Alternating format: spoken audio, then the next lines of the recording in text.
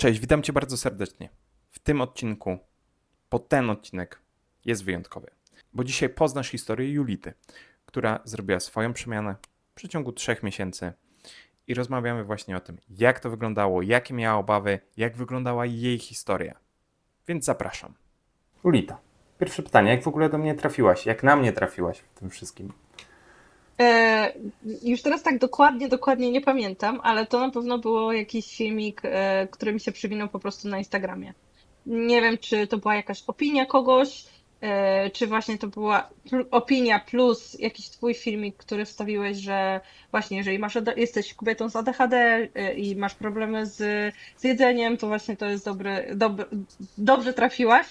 Więc tak już totalnie, jak to się mówi, zachęciło mnie to. Mówię, tak, jestem. Więc mówię, no napiszę. I jeszcze właśnie to fajne było, że była tam ta darmowa konsultacja pierwsza, więc mówię, no zawsze warto spróbować, zobaczymy co będzie, czy właśnie załapiemy ten vibe, czy nie załapiemy i wtedy po prostu zobaczę jak to pójdzie. Okej. A co koniec końców gdzieś tam Cię przekonało do tego, żeby wiesz, rozpocząć to wszystko, całą tą zmianę, tą współpracę?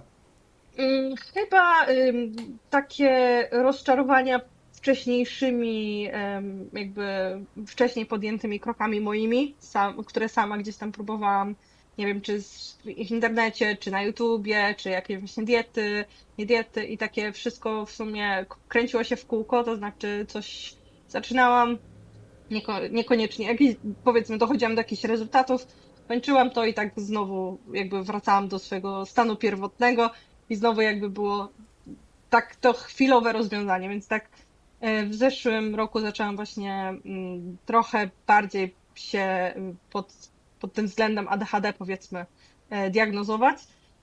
No i zauważyłam właśnie, że coraz ciężej mi było wchodzić, jakby zaczynać nowe rzeczy, czyli nie wiem, zaczynać tą dietę pudełkową, czy zaczynać w ogóle pójść do dietetyka. Już byłam chyba w takim, jak to się mówi, w takim kluczowym momencie krytycznym i mówię, nie no, chciałabym chyba coś, żeby było faktycznie odpowiadało i na moje problemy z jedzeniem, i na problemy właśnie z tym ADHD, nie? Więc to tak Mhm. było jakby połączone. Okej, no ale dobra, no bo bardzo często przynajmniej się spotykam z taką sytuacją, gdzie właśnie wiesz, te różne próby z dietami czy z cateringami, no ogólnie te różne próby, które były wcześniej, raczej powodują to, że tych obaw przed rozpoczęciem czegoś nowego jest więcej, no bo już tyle się nie udało, to tutaj też jest jakaś perspektywa tego, że może być podobnie. Mm, I jakie ty w sumie miałaś gdzieś tam te obawy przed i czy w ogóle je miałaś, bo może ich nie było? No na pewno taką obawą było to, że czy będę w stanie być ze sobą szczera i z tobą szczera. No bo to jest jednak takie, że no nie widzimy się powiedzmy na żywo, więc dużo rzeczy gdzieś tam, no można zakoloryzować, nie trzeba zakoloryzować. Tego się bałam, bo bardzo często w takich powiedzmy czy dietach pudełkowych, nawet mimo to, że sobie te diety zamawiałam, no to nie byłam jakby tak w 100% gdzieś tam szczera w tym, co robię i taka skrupulatna, powiedzmy, w tym, co robię. Więc to była moja pierwsza obawa, że czy faktycznie będę w stanie, czy to jest ten moment, w którym ja jestem w stanie jakby przyznać się, jaki jest mój problem, po pierwsze, a po drugie właśnie, czy będę w stanie jakby na tyle będę silna, żeby coś zrobić, żeby to zmienić. Mhm. Okej. Okay. I jak wyglądała ta rzeczywistość? Te obawy gdzieś tam się w ogóle sprawdziły? Wiesz co, no, ja w ogóle przyszłam jakby z takim założeniem do ciebie, że zobaczymy jak to będzie. Tak, trochę nie miałam w ogóle jakby żadnych takich oczekiwań względem siebie i względem tego, co tutaj zrobimy, tylko bardziej miałam taką otwartą głowę, czyli sorki, ale ten kaszel jeszcze. Zobaczymy jakby co będę w stanie ja zrobić i co będziesz w stanie mi zaproponować. Boże. I bardzo dużo rzeczy, które robiłam wcześniej i myślałam, że jakby robię dobrze, albo nawet nie wiem, taką teorię, którą miałam wcześniej i próbowałam gdzieś tam wdrażać, no to i tak lepiej mi było, jakby no te obawy powiedzmy trochę się zminimalizowały, jak faktycznie zaczęłam widzieć rezultaty. Czyli po tych pierwszych naszych zajęciach, no tak jak mówię, no podeszłam z taką otwartą głową, mówię, dobra, Julita, to jest czas, żeby być szczera, to jest ten czas, w którym no taki powiedzmy plask rzeczywistości dostajesz.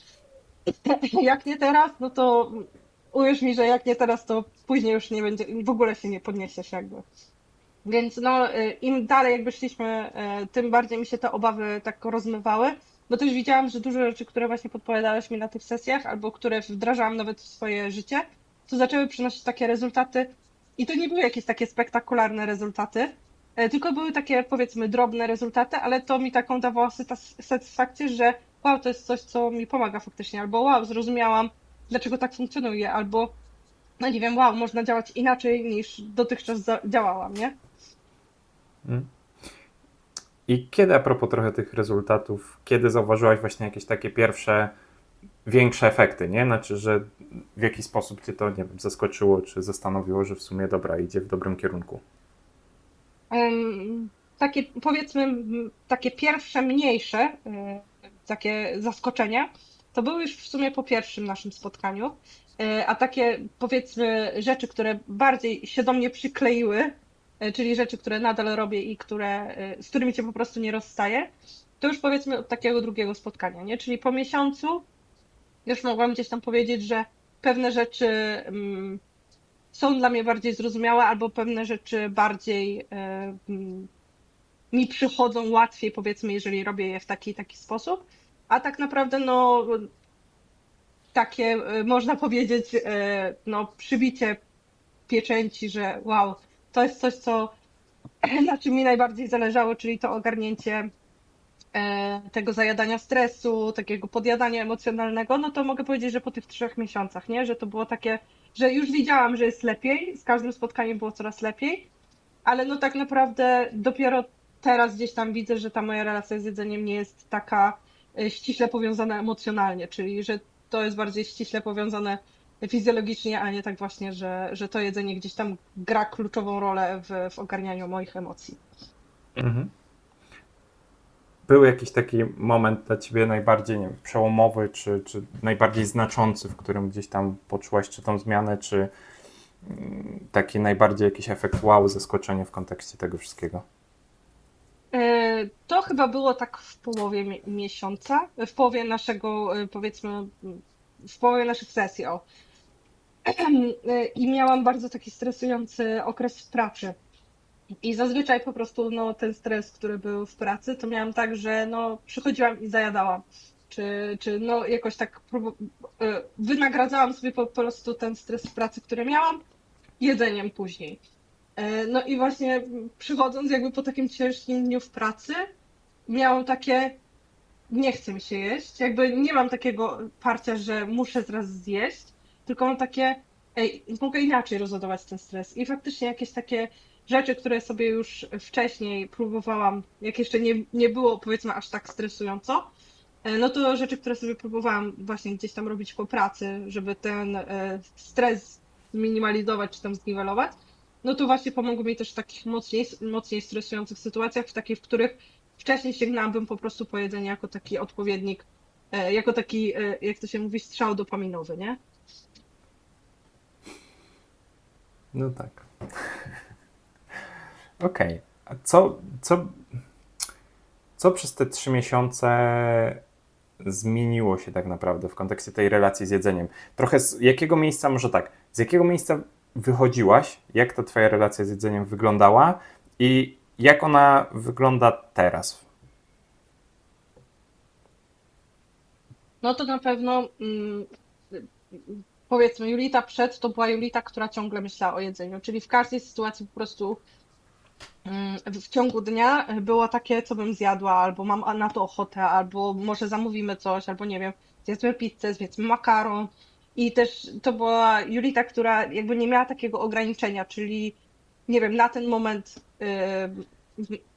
jest bardzo stresująco i po prostu wyobrażałam sobie siebie taką jedzącą wszystko, co chcę. Czyli no może to być makaron z pizzą i jeszcze zapijany, nie wiem, jakąś orężadą. Jakby tak, i to mi przynosiło taką satysfakcję i taką radość nawet, że ja, wow, to jest takie coś, co ja chcę teraz zrobić. Ja sobie teraz wynagrodzę to, że nie wiem, że miałam ciężki dzień w pracy, albo że w ogóle, nie wiem, się nudzę tym, że właśnie teraz sobie wyobrażam to i sobie teraz wszystko to pozamawiam, albo sobie to kupię, nie wiem, w Żabce czy gdzieś i teraz będziemy siedzieć i będziemy, nie wiem, oglądać serial i będzie po prostu super. I to była właśnie Julita, która po zjedzeniu tego, no ta dopamina po prostu sięgała dna i było totalnie taki żal i takie użalanie się nad sobą, dlaczego znowu to zrobiłaś. Jakby takie ciągle to się kręciło w kółko, czyli użalanie się nad sobą, ale z drugiej strony jak następny stresujący dzień był, no to było powielane to samo i znowu było jakby koniec końców zostawałam z takim poczuciem pustki, z takim poczuciem, mm, że trochę siebie zawiodłam. No a teraz jakby ta relacja z jedzeniem w ogóle jest totalnie inna, to znaczy nie patrzę jakby na jedzenie jak na coś, co ma mi poprawić humor. Nie mówię, bo są rzeczy, które na przykład bardzo lubię i to są rzeczy, które tylko teraz nie patrzę na nie jako na taką nagrodę, czy jako na takie właśnie ten strzał dopaminowy, tylko bardziej w takim kontekście, że jest to po prostu jedzenie. To jest coś, co muszę jeść, żeby żyć. To jest coś, co może mi sprawiać radość, ale też może mi sprawiać radość w takich ograniczonym zakresie. To znaczy bardziej słucham teraz swojego ciała i bardziej niż emocji, czyli bardziej słucham tego, co mówi mój głód fizjologiczny, niż mówi taki mój głód, który jest właśnie spowodowany emocjami, który jest spowodowany nudą czy jakimiś innymi rzeczami. Co było dla ciebie gdzieś tam najbardziej wartościowe w tych spotkaniach, w całej tej zmianie? No ja myślę, że w ogóle wsparcie. Jakby ja chyba szukałam też trochę osoby, która mnie zrozumie od takiego, nie, że będziemy mówić, o ty źle robisz, bo jest za dużo, o ty źle robisz, bo powinnaś, nie wiem, teraz obciąć słodycze, nie pić alkoholu, w ogóle nic nie robić, tylko żyć o wodzie i sałatkach. No bo to jest coś, co ja bym mogła, nie wiem, pójść do każdego innego dietetyka i by mi, nie wiem, dietę przepisał, tylko chciałam, żeby ktoś zrozumiał mój problem i trochę pomógł mi ten problem, jakby z tym problemem trochę nie walczyć, ale trochę, żebym ja siebie sama zrozumiała i może poznać jakieś takie techniki właśnie, które mogą mi pomóc, żeby to ogarnąć. Więc dlatego też chciałam, to było jakby takie dla mnie najbardziej wartościowe, że faktycznie byłeś bardzo wyrozumiały w tym wszystkim, ale też dawałeś bardzo dużo takich rad, które były rzeczowe i które były takie, że mi się bardzo, bardzo z tym moim ADHD przydały. I właśnie dlatego mówię, że no chyba to najbardziej właśnie mi się podobało, że te zajęcia były takie nastawione na to, że jest ten problem z odżywianiem, jest ten problem z jedzeniem, ale skupmy się też na tym, dlaczego jest ten problem z odżywianiem i z jedzeniem. Nie? A nie próbujmy teraz, nie wiem, wprowadzić kolejną dietę, żeby po prostu, no nie wiem, żeby bardziej walczyć z problemem, nie wiem, schudnięcia czy coś takiego, nie? Więc to mi się wydaje, że było najbardziej dla mnie wartościowe. A czy, czy było jakieś takie jedno zadanie, czy właśnie wiesz, jakaś tam rzecz, która najbardziej gdzieś tam wpadła ci w pamięć, najbardziej gdzieś tam była dla ciebie wartościowa, jeśli chodzi o właśnie te zadanka, które robiliśmy, czy różne rzeczy, o których rozmawialiśmy, czy była jakaś taka jedna rzecz, która mocniej ci wpadła w pamięć? Myślę, że chyba dwie to rzeczy, jeżeli mogę powiedzieć dwie. To na pewno to jest to wylewanie tych emocji, czyli to chyba na początku całkowicie naszej sesji było, że żeby starać się te emocje, tak to co czuję, gdzieś tam wylewać na papier. No ja później sobie wybrałam taką formę wideo i w sumie teraz robię taką hybrydę, zależy co mi się w tym momencie bardziej, bardziej jakby podoba. Ale mam tak, że po prostu w stresujących sytuacjach, czy w sytuacjach nawet właśnie gdzieś tam, że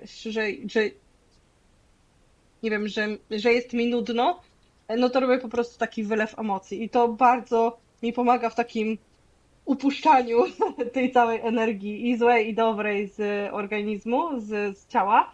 Ale też właśnie tak zaczęłam niektóre emocje poznawać. Nawet nie wiedziałam w sumie, że coś takiego było, bo zazwyczaj po prostu przykrywałam to jedzeniem. Ale też zaczęłam się tak z nimi oswajać, jakby emocje, których wcześniej się bałam, czyli nie wiem, strach właśnie, nie wiem, przed odrzuceniem czy coś takiego, zaczęłam bardziej siedzieć z tymi myślami i tak się z nimi zaznajamiać i bardziej rozumieć, dlaczego na przykład one powstają, a nie po prostu je zagłuszać. Jakby ważne dla mnie było i co dopiero zrozumiałam, jak ktoś mi to wytknął, to jest to, jak ważny jest odpoczynek po pracy. To znaczy te 10-15 minut, żeby znaleźć sobie po pracy, żeby faktycznie znaleźć sobie jakieś zajęcie, takie, no totalnie, nie wiem, kreatywne, niekreatywne, kto co w tym momencie chce i kto co lubi. No ja na przykład wybrałam sobie kolorowanie i przez te 10-15 minut czasami tak się śmieję, że po prostu zdzieram te ołówki i zdzieram te kredki, bo no ze stresu, stres, który mam i to cała złość, którą mam, wylewam gdzieś tam na papier, ale po tych 10-15 minutach jest po prostu błogo, bajka. Więc no to też jest rzecz, na którą nie zwracałam wcześniej uwagi, a która mi bardzo mocno pomogła. I tak samo, przepraszam, jeszcze jedna rzecz, bo mi się teraz nasunęła. I tak samo to, jak ważne jest po właśnie urlopie czy po podróżach ten jeden dzień, żeby zrobić sobie takiego, jak to się mówi, resetu dopaminowego, czyli po prostu jak już jest człowiek, wraca z tego urlopu, jest przebodźcowany tym wszystkim, że tak faktycznie ten pierwszy dzień może być taki, że on będzie totalnie rozwalony i to jest okej. Jakby takie rzeczy też się dzieją i takie rzeczy, takie dni są okej. I jakby to też mi bardzo mocno oczy otworzyło, bo ja zazwyczaj po takich dniach po prostu chciałam wrócić 100% produktywna, a no byłam wtedy po prostu na siebie zła, że nie mogę wejść z powrotem w te takie ryzy. Więc to mi też na pewno bardzo dużo dało, że ktoś mi powiedział, że to jest okej, że takie rzeczy się dzieją i że no w ogóle dla osób z ADHD to też jest jakby coś takiego, że no, potrzebują po tym przebodźcowaniu po prostu takiego jednego dnia odpoczynku. Więc to. Co powiedziałabyś jakiejś takiej osobie, która gdzieś tam, wiesz, jest w tym miejscu, gdzie ty byłaś te, no w sumie już 4 miesiące temu, gdzie waha się, gdzieś tam nie jest pewna tego, czy zaczynać, czy wchodzić w ogóle w cokolwiek. Co byś takiej osobie w ogóle powiedziała? E, Na pewno, że warto spróbować. Jakby, jeżeli już jesteś w takim miejscu, że wahasz się, czy zasięgnąć porady osoby trzeciej, jakby, że jest już problem, z którym sobie sama nie radzisz, no to warto właśnie tutaj wybrać, powiedzmy, ten program, bo mi to naprawdę bardzo dużo dało, bardzo dużo zmieniło, bardzo dużo rzeczy poznałam, bardzo dużo schematów swoich poznałam tak naprawdę, dlaczego tak działam, dlaczego tak robię, a nie tylko skupiłam się na tym, żeby, nie wiem, w tym momencie, że moim priorytetem jest, żeby schudnąć. Naprawdę poznanie problemu i zrozumienie problemu to już jest naprawdę połowa sukcesu, mi się wydaje, w tym wszystkim. I dalsza praca to będzie łatwiejsza, jeżeli faktycznie już w tym miejscu, w którym ja teraz jestem, e, ktoś się znajdzie, czyli powiedzmy po tych 4 miesiącach.